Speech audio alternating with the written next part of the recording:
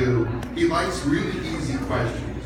So, like, how big is this fish? Oh, about that big. And, what do they eat? Like, what does the giant sea bass eat? Fish. Okay. Those are Kurt's kind of questions. Okay. So, but if you have any questions about specifically, we're not sure the giant sea bass. You actually see her over here. We're not sure. Usually in the summer months when it gets warmer, she doesn't eat for 3 months. Okay, and that's pretty standard. Okay. And so if she's not eating, I'll let her explain to you about how big she is and stuff like that. You can see one of our sharks coming by here, and everybody always asks, okay, how come there's a bite out of the dorsal fin? Okay, in the springtime, that's part of the mating process. The male will bite onto the dorsal fin of the female. Okay, and that's up there. And so what happens is around the corner, you see them outside here too, up there. You see the eggs, okay? You're getting eggs out of here on a regular basis. They lay 2 eggs at a time. There's a spiral egg casing and one looks like a silk purse, okay? So the horn sharks lay eggs, and actually if you go tide pooling, okay, this time of year is not good tide pooling because it's really early in the morning. Most people want to get up at 1 in the morning to go tide pooling. But during the winter months, when the tide pools, the tides are way out, you can actually do walk into some of the tide pool areas and actually find shark eggs that during the high tides with the sharks, the horn sharks have actually screwed them into the rocky place. Sharks are pretty amazing animals, they really are. They are one of my favorite things to take pictures of underwater. And I have dozens and dozens of pictures of sharks underwater. People that work with during the week they come out of my mind, but that's okay. No, but they are magnificent animals. I mean, they're majestic and they get a really bad rap. Okay? We'll talk a little bit about some of the shark things too, because they're really interesting because most fish have swim bladders, and what happens? Sharks don't have swim bladders. Okay, what they do is 25% of their body weight is liver. Okay, and that liver is what makes them able to go up and down and all around. But it's also too why they sink to the bottom too, because that is a very oily liver, and what happens is that weight they will sink. So let's talk a little bit about the sharks here. I see right now, this is Kirk coming down. That yellow line is actually the tether line to the microphone that's in his mask. And one of the things that Kirk does really well. Can everybody say hi, Kirk? Can you say hi, Kirk? Kirk? Hi. Hi. What are you going to do for the first 10 minutes? I'm going to do my favorite thing, John. Yeah. He's going to clean windows. Okay. Now, I know Kirk's wife very, very well, and she has trained him where he actually does great windows. Okay. Now, Kurt, yes, sir. why are you cleaning this acrylic window here? If I don't clean it, you won't see me. Okay, yes, and that's the correct answer. When you look in there, you'll see, like on our rocky substrates here, you see a lot of this kind of green string algae, okay? And the back wall's got a ton of it right now, okay? And so what it is this comes in on the water column. And it comes in as a microalgae and it grows very, very rapidly here. The other diver in there, okay, is doing some housekeeping as well, or trying to keep Kurt afloat. It's down, okay? And he's trying to make sure the line doesn't get caught up in the kelp up there. And what happens is our water actually comes directly from the ocean. 2 hours ago, all the water that was in here was out there. Okay? You look at you go out to the tide pool plaza, and you look at the end of the pier, it goes out 1,090 feet. Are you excited? 33 feet down, okay, is we're bringing up hundreds of thousands of gallons of water every hour. It goes up to the main campus and way up high, and it's sand filtered. And the sand filtering process takes out a lot of impurities and a whole bunch of things, okay, that we don't want in there for our animals, okay. Then it's gravity fed back down here, okay, and some tanks we heat it, some tanks we just leave it. Right now, as we leave this one just the same as if it was outside there, 33 feet down, okay. 33 feet down right now currently is 66 degrees. That's very, very warm at this time of year. Surface temperature is even more. And one of the things that 66 degrees represents, that is at the upper end, okay, for a healthy kelp forest. Okay, it's about 66, 67 degrees, the kelp forest, the kelp stops growing. Literally stops growing, it's too warm. Okay, at 40 to 45 degrees, it's too cold. So the temperature range is right in there, we're right at the upper end here. So what happens is, when it stops growing, is that the nutrients are not absorbed. The nutrients in a kelp forest is not absorbed through the root base, which is the whole vessel. It's purely an anchoring device, but it's absorbed through the blades here. Okay? Now, what you see over here, like this one here, see this big one over here, see it's got some nice big blades. Okay? Those are relatively new because we actually have to bring these in periodically to the open oceans.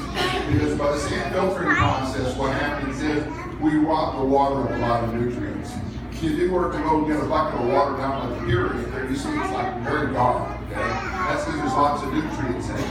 And what happens is these guys kind of get starved. And eventually what happens is they kind of look like the one over there on the far right. Okay? So we have to replace those periodically. Now, that's just inside here. Now, one of the things we found, besides this green string algae, we do the power washing, which gets rid of all this stuff, and scrubbing here the acrylic, is we found that once we got rid of that green stuff, also too is there were other microalgae that we didn't know about, okay, that were coming in. And they were coming in. And everything you see on the back wall, here, over there, up in the corners, that's all growing as if it was wild. Okay, it's much smaller, okay, because it's learned to adapt to a less nutrient-rich environment here, which is pretty amazing. So it tells you how adaptable a kelp forest is. We are one of only 5 or 6 aquariums in the entire world been able to replicate a kelp forest because you have to have cold water, okay? You have to have rocky substrates, which we created. You have to have nutrients in the water. You have to have sunlight. That's right up to the top up there. And what happens is with the kelp forest is it'll grow. They're not stored in there. These guys normally here and everything else, when they grow, they can grow up to 2 feet a day, almost an inch an hour. Pretty amazing stuff. And you'll see in here we have a lot of animals in here. Okay? Out in the open oceans, 770 species of animals inhabit the kelp forest. Okay? These guys in here, like there's 3 species of sharks in here. You find them in the kelp forest, but you find other species of sharks in the kelp forest too out here. The big ones you see out in the Galleria out there, those are oceanic sharks, like the gray whites and maples up there. They don't go into kelp forest because they get claustrophobic. Because we've heard about sharks and their sixth sense. Well, the sixth sense is actually gel packets in their snouts, and they're called the ampullae lorenzini. The ampullae and lorenzini are very, very receptive to electronics. And when they get into the kelp forest, okay, they get up there and they bounce around, they fall asleep, they start to stress, they don't go in there. That's why sea lions and harpies will hide in the kelp forest. And this is why a lot of our animals hide there as well. Our giant sea bass, our blue-tailed grouper, okay, our Garibaldi's, okay, all kinds of animals, and some of our eels as well. So it's a habitat for many, many animals. And here we have approximately 21 different species. And we pick a lot of them because what we want them to do is we want them to get along. We feed them 4 times a week, and so the feeding is, pretty regular. And so we don't usually have issues, with predation or anything like that. Now, one of the things also too is that besides being a home for the animals, we actually harvest it. Okay? Quite a few people in San Diego here. There used to be a company in San Diego called Kelp. And Kelp had one purpose. They harvested kelp. And what they do is they cut it off in 8-foot swatches. And it grows back that fast. Okay? And we use it in products every single day. Every time you go to the grocery store, invariably, you're probably going to be purchasing a product that is a derivative of kelp. Okay? Lots of kids here today, okay? How many kids brushed their teeth this morning? Should be all of you. Oh, yeah, all the kids up. Yeah. Good days. Okay, it's a hot day. Splash Cafe is open. Ice cream, yeah. Okay. How about chocolate milk? Okay. And later on, there's baseball games on and things like that. In some of your parents might enjoy a beverage. It's called beer. That nice what we have in beer comes from Kelp. Okay, so next time you go to the grocery store, look for Caribbean and alginate, okay, because it's found in cosmetics that includes everything else. So Kurt, I'm gonna think it's time for lunch. Okay, so while Kurt's going up to get the food and everything else here for our guys, we have some sponsors to help make this possible. One of them is Scuba Pro. Scuba Pro is one of the leading manufacturers of underwater equipment and donated tanks, all kinds of stuff, okay? And then Ocean Reef, okay, that's the mask. So if you ever watch the National Geographic or the Discovery Channel, whatever, you see these guys underwater, okay, talking, they're same mask, same kind of mask, okay? They've been very, very good about providing that to us. And obviously they provided some technical support this last week to fix this problem we had, so that we can hear Kurt talking. Now, we don't know what is it. There's a very good possibility the giant sea bass here is not going to be eaten, okay? So she's not going to eat. I'll ask Kurt to sit there and tell you a little bit about her during the course of the show. Okay? You'll be down here in just a second.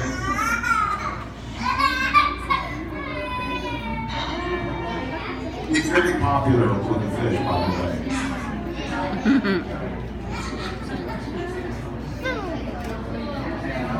So good. Wouldn't it be funny if the fish just What's for swim lunch? inside the box? Well, probably the same thing everybody here ate. We got some mackerel, we got some smelt, some krill.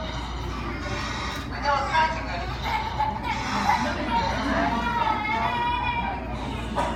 Fish are eating their own. Kurt, why are you doing that? What's that? Why are you doing that? Oh, I'm exhaling up into the canopy. Oh, hi. So the fish, don't come down to eat, will be able to have something. If he does more eels, those are some of our oldest animals he's wearing. Some of them are over 40 years old. Now, it's kind of rare during the day that the eels are eating because eels typically are nocturnal hunters. And what they do in here, they eat squid. Out in the wild, technically their favorite diet is octopus. They're all by him.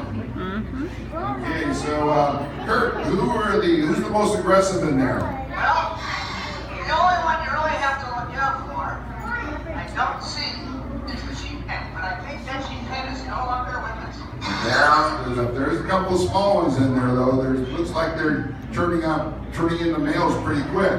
Yeah, I don't see them, but they're the ones that come in without caution. Now, what the amazing thing about sheephead, they're in the wrasse family. And then wrasses all start out as females. Hogfish, okay, wrasses themselves properly, as well as the sheephead. And when the male is gone, the rarely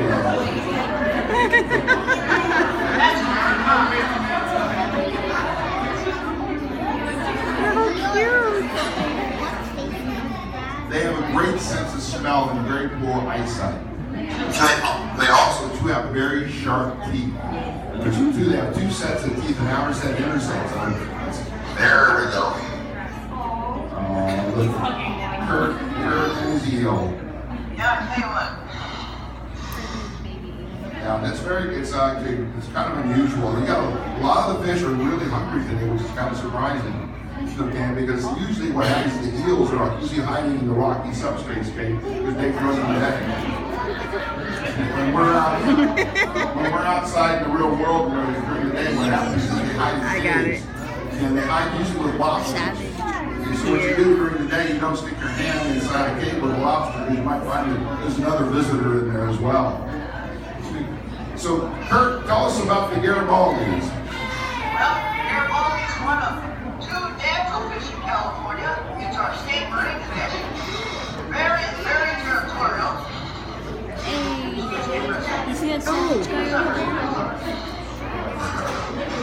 Sometimes a year, you can actually hear a popping sound.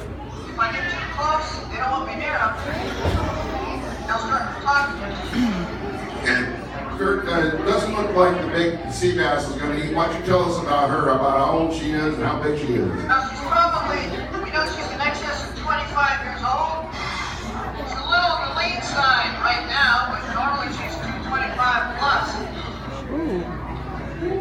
How old can she live to be, Kurt? Well, the oldest one, I believe, on record is estimated to be over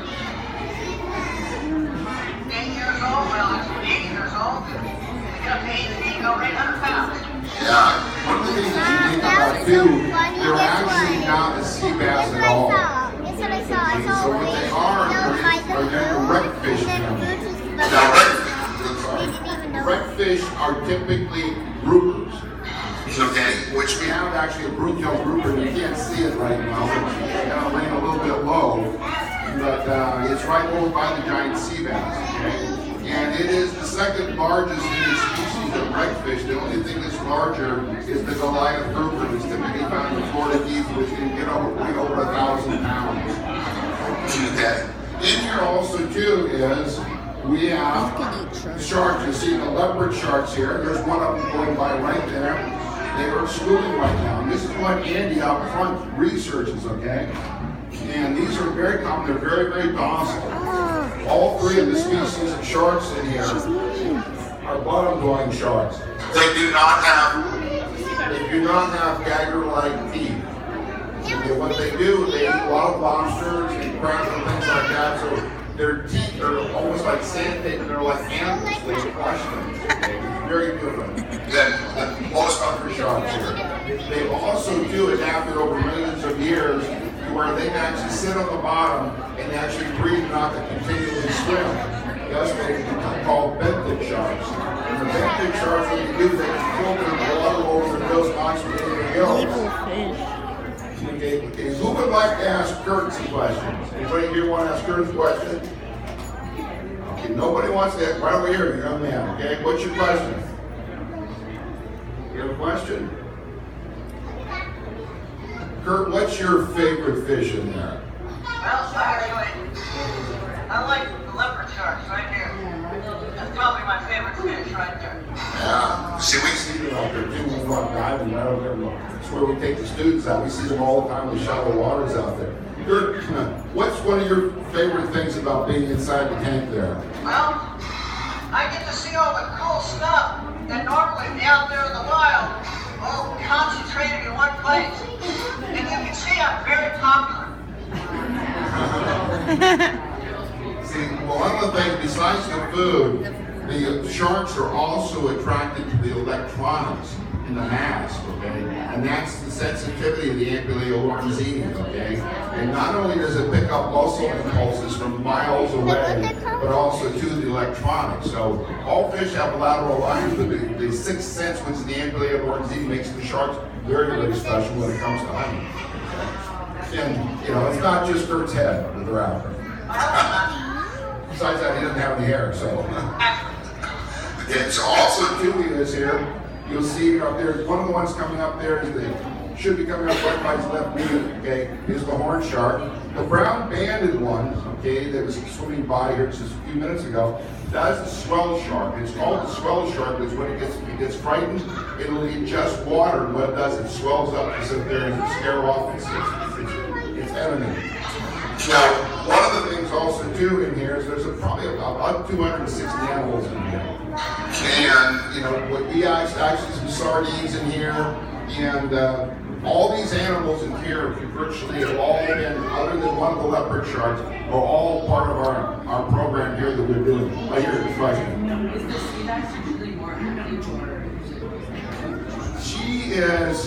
She can move very, very rapidly when she wants to. Okay? Right now she's in that hiatus period, okay, where she's not eating. Normally what she does, she hangs in the upper canopy because she likes the sound, okay? And she only comes down to feed. That's why I was thinking the whole maybe she'll feed today, but she hasn't been. So for at least about 3 weeks now. So, question over there, young man.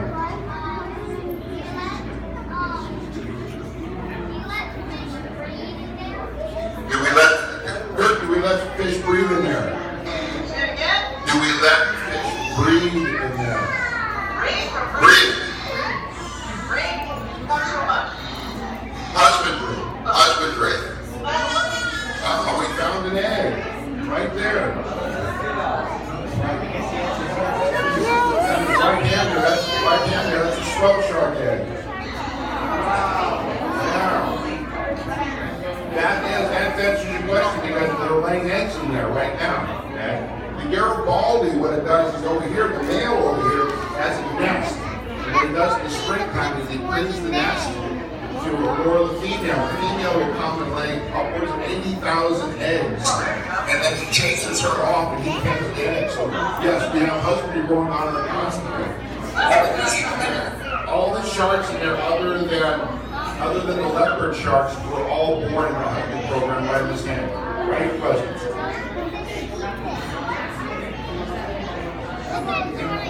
Big fish doesn't have a name. Because she lays eggs now. And the little goes down. One of the things that she started laying eggs about 2 years ago, and what they do, they broadcast them on, which means that they keep swimming, and a full adult will lay upwards of 60 million eggs with the male following. Okay?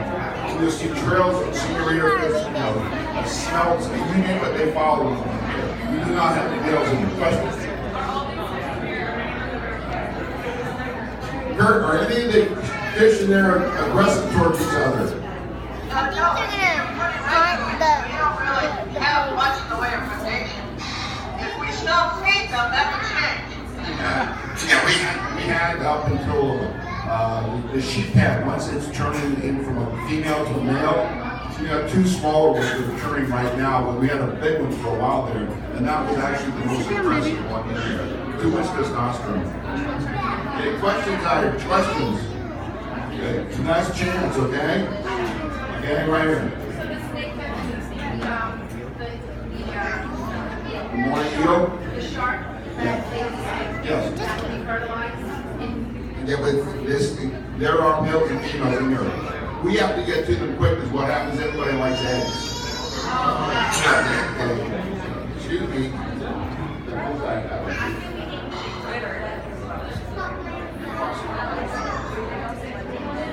All right. Cool. All right, Kurt, give a final message for our guests. Yeah, the only message, wait, sorry, I can get that, is that I need your help to make sure that the ocean out there is looking as good as this does. So, when you're asked that question, the answer is always, yeah, I want to take care of it. Yeah. Whether you realize it or not, 70% of the oxygen on this planet actually comes from the oceans.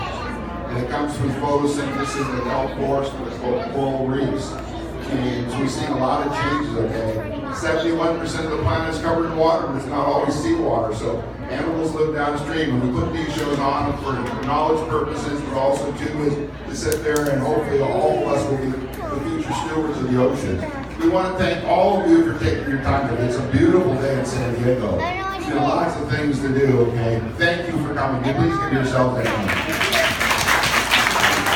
And Jeff Kurt, because he had his hand full, it was really good for him. All right. So those of you, I'll be around for a few more minutes to answer questions, additional questions. Please enjoy the rest of your day to work your parents' stress.